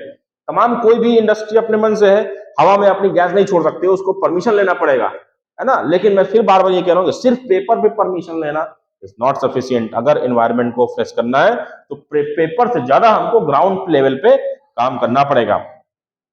Polluting industries can be find और क्लोज्ड, है ना। जो बहुत ज्यादा पोल्यूशन कर रहे हो तो उनको फाइन लगा दीजिए या उसको बंद कर दीजिए, क्योंकि तो फाइन लगाएंगे तो फाइन भर के फिर से छूट जाएंगे, है ना। या फाइन भी लगे तो ह्यूज फाइन लगे, जबरदस्त वाला। पॉल्यूटिंग कंट्रोल बोर्ड जो ये स्टेट सेंट्रल और स्टेट लेवल पे जो है, इट कैन इंस्पेक्ट, इनको जाके इंस्पेक्शन करना चाहिए एंड मॉनिटर एयर क्वालिटी, और लगातार एयर क्वालिटी को मेंटेन करना चाहिए, है ना। क्योंकि ऐसे में किसी व्यक्ति को नहीं जानता जो इस बोर्ड में कहीं पर भी हो, है ना। तो मैं नहीं जानता कि इन तरह की वर्किंग कैसे होती है, लेकिन फिर भी जैसे भी होती हो मेरा रिक्वेस्ट है कि सब लोग थोड़ा सा ध्यान दें सर, है ना, जिससे कि चीजें को सुधारा जा सकता है। फिर एक यहां पर देखिए जो ये जो एक्ट था ये air prevention and control pollution act था, और एक और एक्ट है इन्वायरमेंट प्रोटेक्शन एक्ट, है ना, ये जो दिया गया 1986 में। 1981 में वो एक्ट दिया गया था, ये 1986 में 5 साल बाद फिर ये एक्ट भी बनाना पड़ा गवर्नमेंट को। इसमें क्या होता है, this law was made after Bhopal gas tragedy. ये बहुत इंपॉर्टेंट एक ट्रेजेडी हुई, दुखद घटना हुई भोपाल में 1984 में। यहाँ पर एक गैस का प्लांट था इस, है ना, और वहां पर एक गैस लीकेज हुई मिथाइल आइसोसाइनेट नाम की, जिसके कारण से ढेर सारे वर्कर वहां पर उनकी डेथ हो गई रेडिएशन से, ठीक है क्या।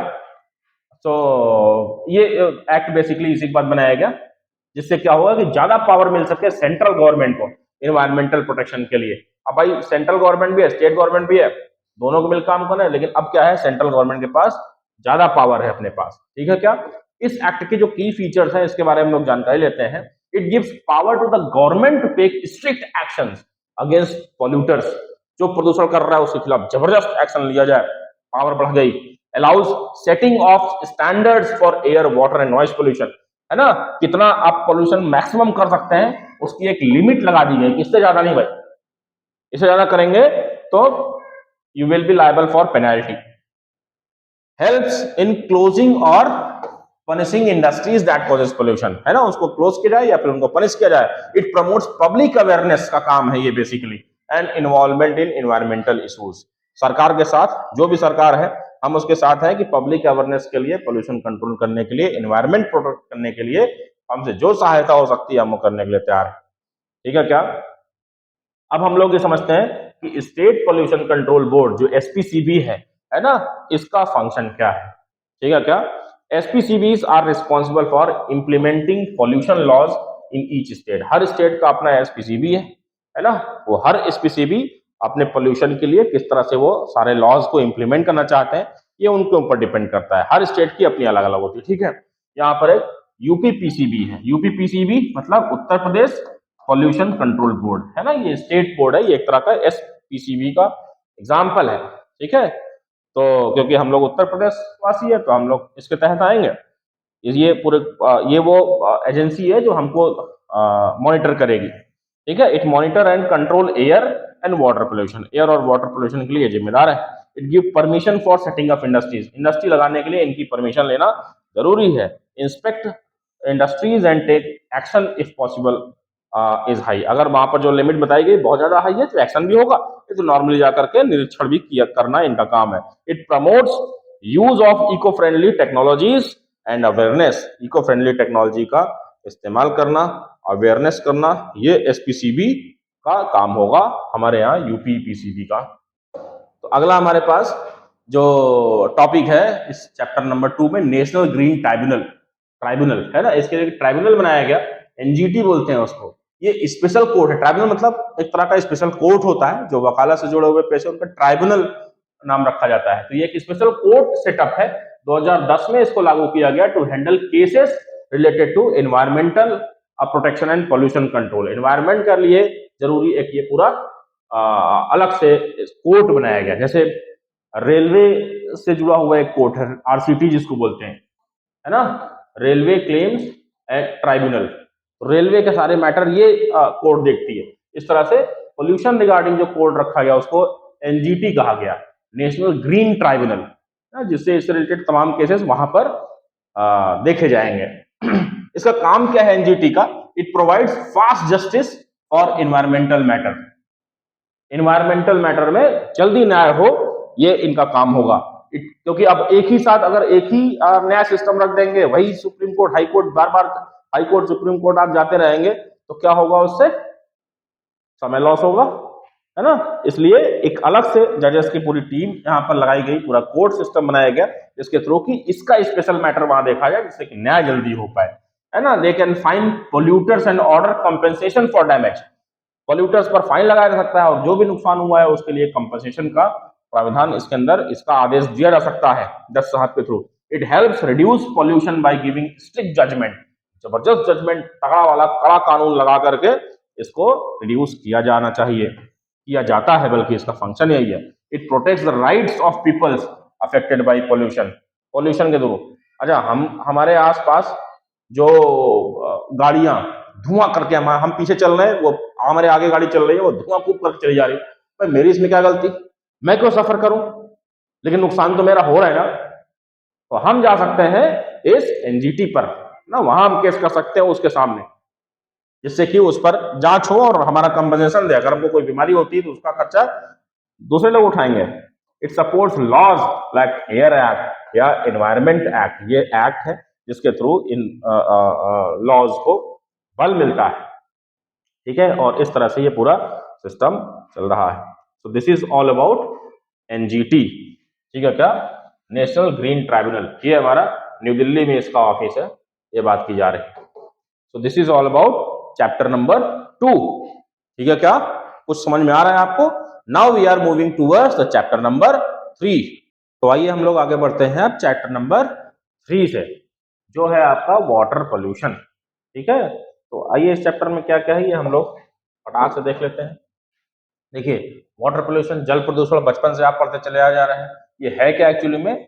पानी में कुछ भी इम्प्यूरिटी का एडअप हो जाना, ये वाटर पोल्यूशन है। वाटर में contain various impurities which make it unsafe for drinking and daily use. जो पीने लायक ना रहे पानी या फिर डेली यूज करने लायक ना रहे, तो उस पानी को हम लोग क्या बोलेंगे कि ये प्रदूषित पानी है। टाइप्स ऑफ इम्प्यूरिटीज इसमें पानी में कौन कौन हो सकती है? एक फिजिकल इम्प्यूरिटी हो सकती है ना, एक केमिकल हो सकती है, एक बायोलॉजिकल हो सकती है, एक रेडियो एक्टिव इम्प्यूरिटीज हो सकती है। फिजिकल इम्प्यूरिटी जैसे कीचड़ हो सकता है, बालू, मिट्टी, धूल, ये सब चीज इसमें हो सकता है।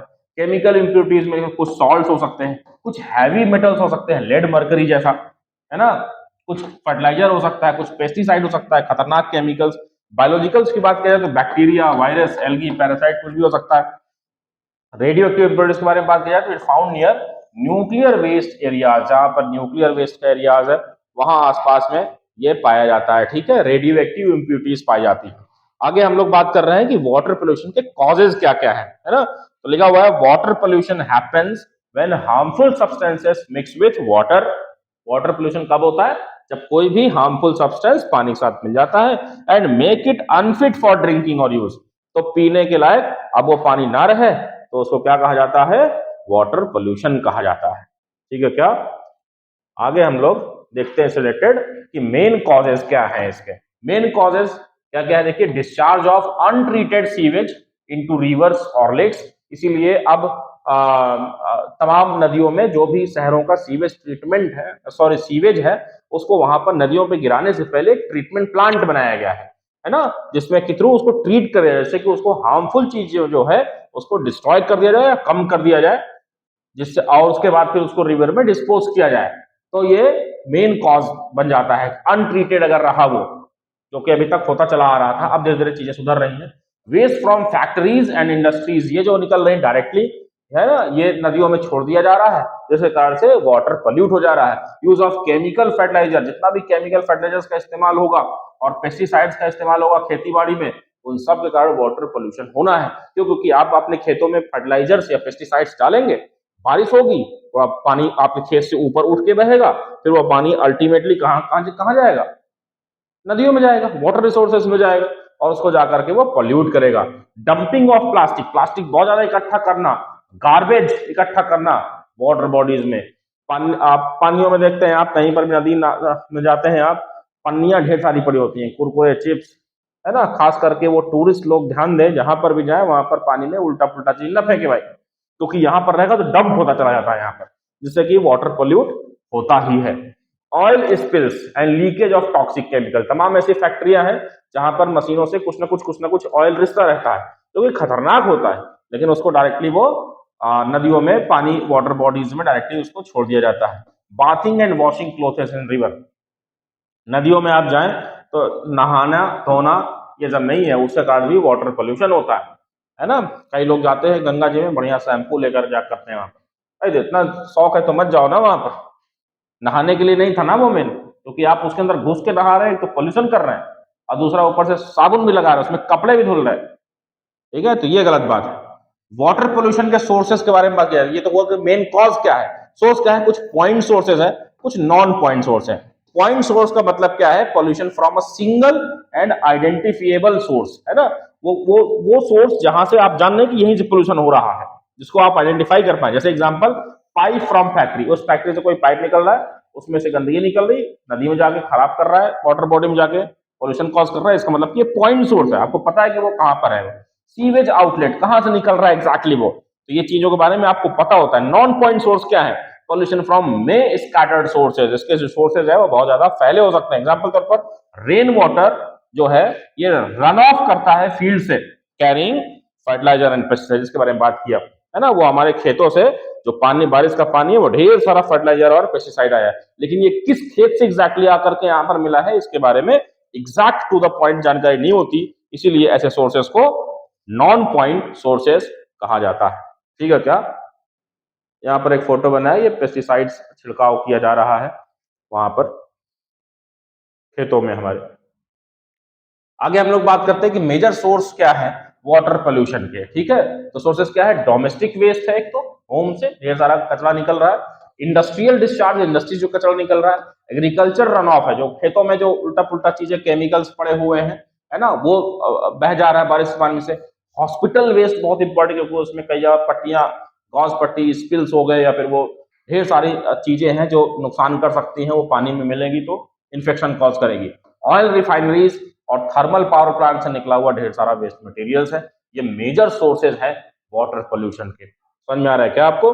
इफेक्ट इसका क्या होगा, देखिए ह्यूमन हेल्थ पर वाटर पोल्यूशन का क्या इफेक्ट होने वाला है। It causes water borne diseases, जैसे कि कॉलरा, टाइफाइड, डायरिया, हेपेटाइटिस, ये सब वाटर बॉर्न डिजीजेस हैं, है ना, जिसके कारण ये हमको हो जाएगा। वाटर पोल्यूशन रहेगा तो इजिली यहाँ पर उसमें इसके पॉजिटिव एजेंट्स यानी कि पैथोजेंस पाए जाने के ढेर सारे चांसेस हैं। Presence of toxic metals like lead and mercury affect the nervous system, nervous system तक गड़बड़ हो सकता है इससे भैया, है ना। अगर इसमें लेड या मर्करी जैसा कुछ चीज है उस पानी के अंदर, थोड़ी भी सही है। बंगाल के नीचे का जो ग्राउंड वाटर था उसमें ढेर सारी, क्योंकि ऑयल रिफाइनरीज होने की वजह से उस वाटर के अंदर, ग्राउंड वाटर के अंदर आर्सेनिक की इम्प्यूरिटीज देखी गई, है ना, जो कि ढेर सारा, आर्सेनिक भी इतना ही खतरनाक होता है जितना ये, बहुत खतरनाक, ठीक है क्या। उसकी माइन्यूट डोज भी लीथल हो सकती है, इसलिए वहां पर अभी 3-4 साल पहले कुछ 2-3 साइंटिस्ट थे जिन्होंने आर्सेनिक रिमूवल प्लांट बनाया, जिसके लिए उनको नोबेल प्राइज भी मिला भी। 3-4 साल पहले की बात है, डेटा एक बार चेक कर लीजिएगा।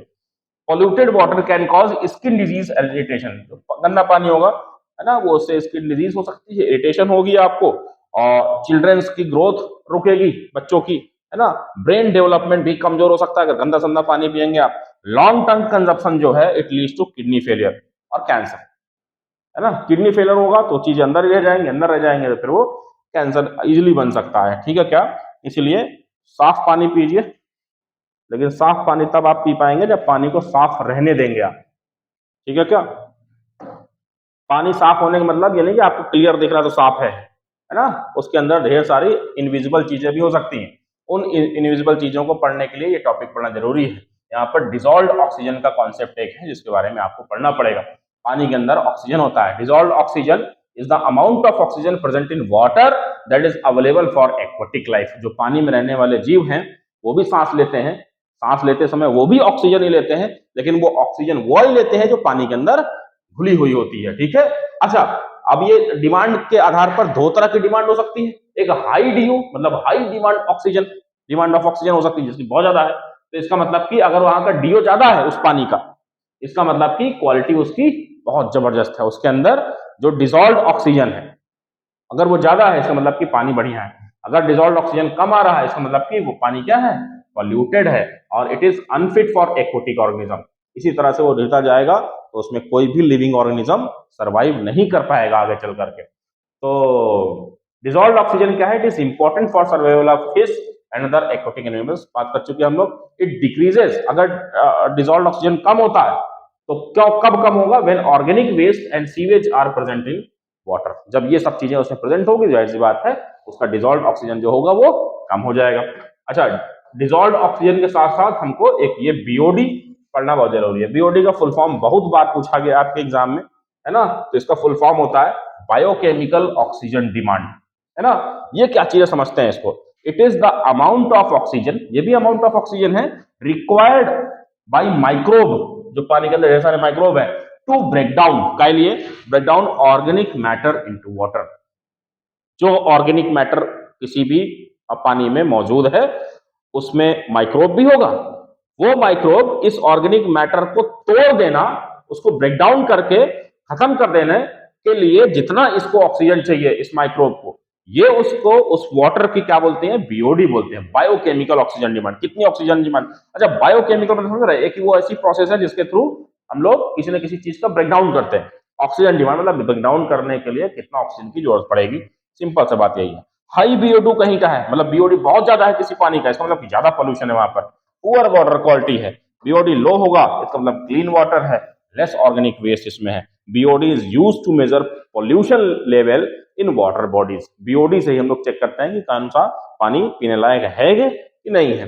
If BOD is too high, अगर बीओडी बहुत ज्यादा है, it can kill fish and aquatic life due to oxygen shortage. BOD बहुत ज्यादा होगा इसका मतलब कि ऑक्सीजन डिमांड उन माइक्रोब की ज्यादा है वहां पर जो ऑर्गेनिक मैटर प्रेजेंट है, ठीक है, जिसके कारण कि सारा ऑक्सीजन तो वही ले रहे हैं। और कौन सा ऑक्सीजन ले रहे हैं, डिसॉल्व्ड ऑक्सीजन, है ना। ये बायोलॉजिकल ऑक्सीजन डिमांड, तो कौन सा ऑक्सीजन वहां लिया जा रहा है, पानी में डिसॉल्व, इसीलिए वो एक्वाटिक लाइफ के लिए थोड़ा खतरा बन जा रहा है। तो डीओ और बीओडी ये दोनों चीजों को आप समझते रहिए, ठीक है। क्या बायोलॉजिकल ऑक्सीजन डिमांड पढ़े हैं, तो आइए केमिकल ऑक्सीजन डिमांड पढ़ते हैं, है ना। सीओडी बोलते हैं इसको। एक सीओडी होता है कैश ऑन डिलीवरी, वो उसकी बात नहीं की जा रही है यहाँ पर। ये CO2 है केमिकल ऑक्सीजन डिमांड के बारे में। ये क्या भैया, देखो ये भी अमाउंट ऑफ ऑक्सीजन है जो जरूरी है ब्रेक डाउन करने के लिए, क्या करने के लिए, both organic and inorganic pollutants in water using chemicals. Chemicals की मदद से हम लोग ऑर्गेनिक और इनऑर्गेनिक पॉल्यूटेंट को तोड़ देना, ये है सीओडी, है ना। वो बायोकेमिकल ऑक्सीजन, ये केमिकल वहां पर माइक्रोब की मदद से था, यहाँ पर केमिकल की मदद से है ना। माइक्रोब भी एक माइक्रोब एक तरह का लिविंग है, इसलिए वहां पर बायोकेमिकल ऑक्सीजन डिमांड कहा गया। यहाँ पर केमिकल्स का इस्तेमाल करके हम लोग उस इनऑर्गेनिक ऑर्गेनिक पॉल्यूटेंट को हम लोग वाटर में तोड़ रहे हैं, इसलिए इसको केमिकल ऑक्सीजन डिमांड कहा गया। It gives faster results than BOD, ये थोड़ा सा एडवांस टेक्नोलॉजी है। बीओडी पुराना चीज था, अब सीओडी चेक हो रहा है। ज्यादा सीओडी का मतलब क्या है, ज्यादा पॉल्यूशन है ना। सीओडी क्या है, measure of total pollution load in water, कि उस पानी में कितना टोटल पॉल्यूशन का लोड कितना है, इसके बाद मेजर कर सकते हैं, जल्दी मेजर हो जाता है बीओडी के कंपैरिजन में। COD is always higher than BOD, अगर आप चेक करेंगे तो बीओडी से ज्यादा हमेशा सीओडी आएगा, ठीक है। क्योंकि जो माइक्रोब ऑक्सीजन ले रहा है ऑर्गेनिक मैटर को तोड़ने के लिए, उसको तोड़ करके तो उसमें एनर्जी जितनी खर्च हुई अलग बात है, लेकिन अपने जिंदा रहने के लिए भी तो कुछ एनर्जी ऑक्सीजन ले लेगा वो, इसलिए सीओडी की वैल्यू हमेशा क्या होगा, बीओडी से हाई ही होना है, क्योंकि यहाँ पर कोई दूसरा लिविंग ऑर्गेनिज्म नहीं है जिसको और ऑक्सीजन चाहिए अपने सर्वाइवल के लिए इटसेल्फ, है ना। तो ये सारी रही हम लोग। तो हम लोग के बाद डिसॉल्व्ड ऑक्सीजन हम लोगों ने पढ़ा, बायोकेमिकल ऑक्सीजन डिमांड हम लोगों ने पढ़ा, और केमिकल ऑक्सीजन डिमांड, ये तीनों के बारे में आप पढ़ते जाइए सॉरी, और इन सबका फुल फॉर्म भी पढ़ते रहिए साथ में, ठीक है। कभी भी एग्जाम में छोटे से क्वेश्चन के रूप में आपसे पूछा जा सकता है। अगला टॉपिक बहुत इंपॉर्टेंट टॉपिक, वाटर पोल्यूशन का प्रिवेंशन कैसे करना है हम लोग। तो एक तो हम लोग इंडिविजुअल लेवल पे अपने से हम क्या कर सकते हैं उसमें, है ना, या मैं क्या कर सकता हूँ समझा जाए तो, डू नॉट थ्रो गार्बेज और plastic in rivers and ponds, है ना। तो हम लोग ये बड़े आसानी से कर सकते हैं, कम से कम इतना हम ना करें। कोई क्या कर रहा है बात की बात है, लेकिन कम से कम इतना हम कर सकते हैं कि कोई भी गंदा कचरा प्लास्टिक हम लोग कहीं भी वाटर बॉडीज में ना फेंके अपने यहाँ पर। Use eco friendly cleaning products, है ना, कोई भी क्लीनिंग प्रोडक्ट्स आप इस्तेमाल कर रहे हैं, it should be eco friendly, मतलब इन्वायरमेंट फ्रेंडली, इको मतलब इकोसिस्टम फ्रेंडली, है ना। तो आसपास का सब कुछ बिना कोई नुकसान हुए। वेस्टिंग वाटर, वाटर को वेस्ट ना करें। हमने कहा कि ग्राउंड वाटर का लेवल लगातार कम होता चला जा रहा है। अगर आपके घर में सबमर्सिबल है भैया, पैसा आपके पास है, आपने लगा लिया है, इसका मतलब ये नहीं है कि उसी से आप रोड सड़क धुलेंगे। अभी गर्मी के दिनों आ गया है ना, आप देखेंगे आपके आस पड़ोस में ढेर सारे लोग अपने घर से मोटर से आता हुआ पानी, है ना, सड़कों पर ऐसे बहा रहे होंगे। ठीक है गर्मी है, लेकिन आप water rain water harvesting techniques का इस्तेमाल कर सकते हैं, जिसमें थ्रू हम लोग बारिश के पानी को बचाएं और उससे जितना सड़क धुलना धुलिए। लेकिन जो आप पीने वाले पानी से जो आप सड़क धुल रहे हैं, ये गलत बात है। ये इंडिविजुअल लेवल पे हम लोग इसको सुधार सकते हैं, है ना। हम लोग अवेयरनेस सुधार सकते हैं सोसाइटी में अपने, जिससे कि साफ पानी का मतलब क्या है, साफ पानी को कितना बचना चाहिए, कितना दिन चाहिए।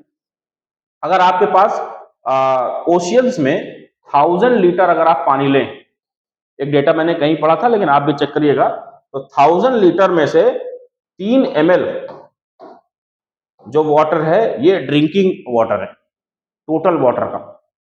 समझ में आ रहा है क्या, मतलब कि जितना भी धरती पर पानी है उसका 0.003% इज ओनली ड्रिंकेबल, सिर्फ इतना पानी पीने लायक। और ये पीने लायक कौन सा पानी है, वही वाला जो ग्राउंड वाटर वाला पानी है ना। तो उसको निकाल निकाल के अगर हम लोग कहीं फेंकते रहेंगे तो ये अच्छी बात नहीं है। इंडिविजुअल लेवल पे हम लोग ये कर सकते हैं। बाकी थोड़ा बड़े लेवल पे हम लोग क्या कर सकते हैं भाई, बड़े कम्युनिटी और गवर्नमेंट लेवल पे हम लोग इसमें क्या कर सकते हैं, पूरी कम्युनिटी क्या कर सकती है ना, गवर्नमेंट भी उसमें इन्वॉल्व होगी कम्युनिटी के साथ।